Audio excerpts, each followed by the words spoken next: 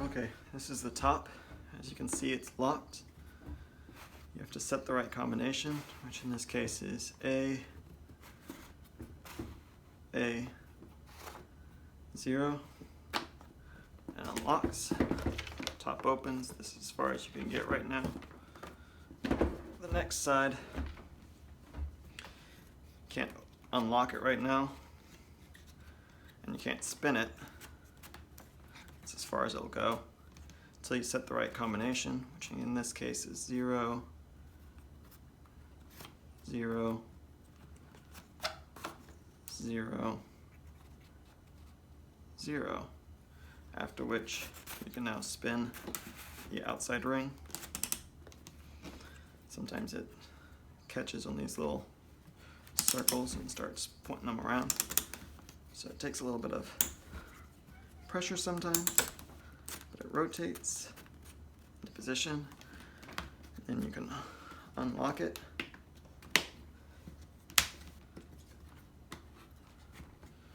And now this side is able to unfold, and what you're left with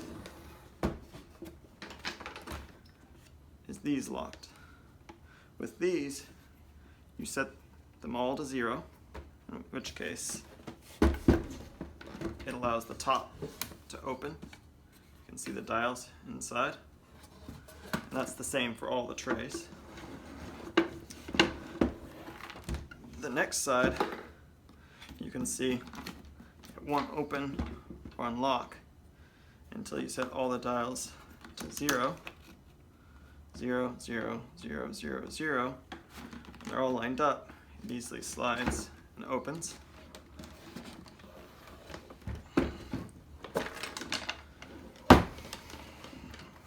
The next side is the maze, which, as I've said, has some difficulties. I won't do it now, but it locks, and it can unlock here once you've removed the lock, and this side will open once I fold it down.